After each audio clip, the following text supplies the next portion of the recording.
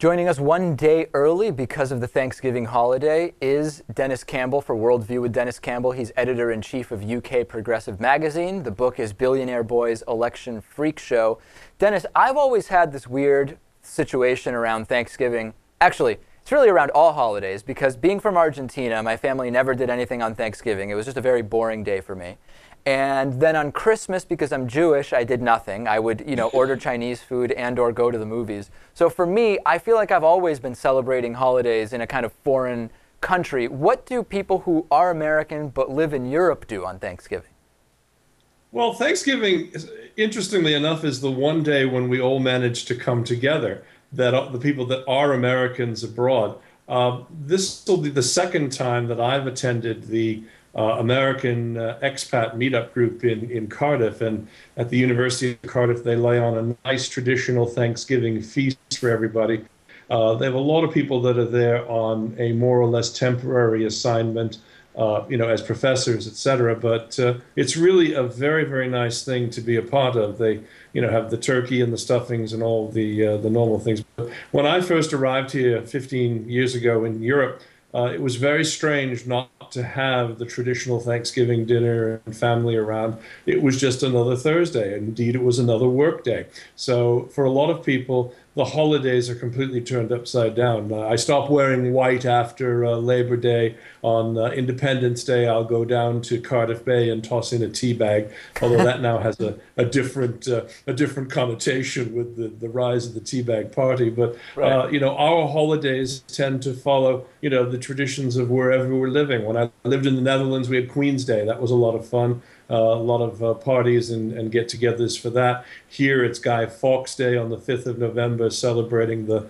gunpowder plot and his attempt to blow up Parliament. So Yeah, so holidays do you actually feel connected to any of that stuff? Because now, for example, now my girlfriend's family is American, right? So on Thanksgiving, I'll hang out with them and they do a Thanksgiving thing. But I enjoy the social aspect of it. But it's really hard for me to really feel connected to it, even though I'm an American citizen.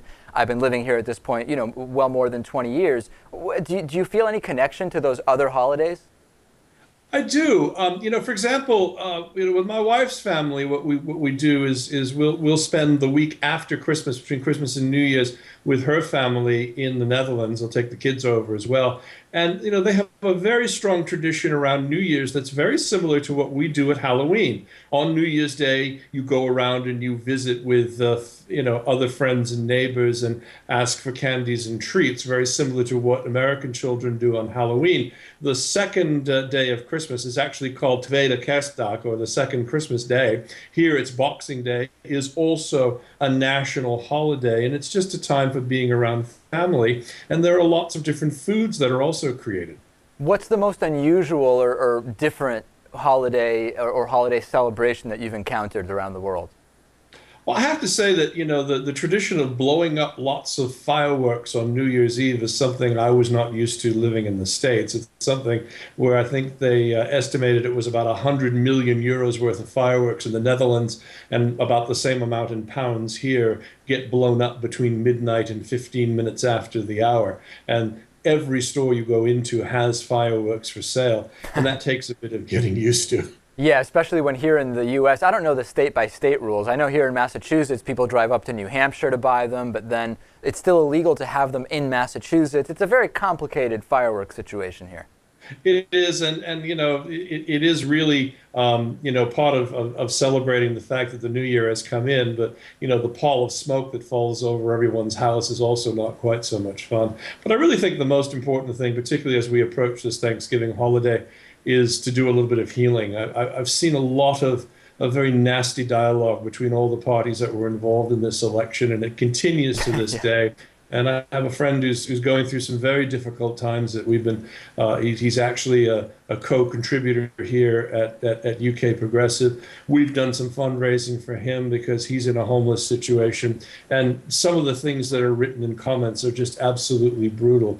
And it would be nice to see if for at least for Thanksgiving, for this period, we could find a way to now begin to disagree, but without becoming disagreeable. I think we now need to change a lot of the way in which we speak about each other going forward. And that would be my Thanksgiving wish. And I wish you and Lewis and Baton the very best of the holiday seasons and all of your viewers, and thank them for supporting this segment as they have throughout the entire year. And thank you as well. Absolutely. And also, this probably a good opportunity to mention, how is Movember going? Well, Movember's going okay. The hair is quite itchy. We've raised a few $100s in funds, but obviously there's still 11 days to go here. It's going to get a little bit more gruesome in the last two segments, or the last segment that you and I will do. And I cannot wait to shave. I've never been in a situation where getting rid of this thing will be wonderful, but it is for a very good cause. And again, I thank you for all you've done to put the link in and to make people aware. Prostate cancer is such a horrible disease, and it can spread so quickly to other parts of the body. If we can get some of the new technology, the robotic technology, and it will really help a number of people going forward. Right, so we'll put the link to your Indiegogo fundraiser. Please contribute to Dennis's fundraiser. I actually realized I last shaved like on the 3rd of November, and I haven't since then. It's just that my beard grows so pathetically slow that it's not really that visible, but I've essentially not shaved all of November at this point. It's quite an embarrassing situation. As well, so that's great. Yeah. All right, Denis Campbell, editor-in-chief of UK Progressive Magazine. Check out the Indiegogo fundraiser for prostate cancer research. Thanks as always, Denis. We'll talk to you after Thanksgiving. Thank you, and happy Thanksgiving to everyone. All right, same to you. We'll take a break. Back with plenty more after this. Stay tuned.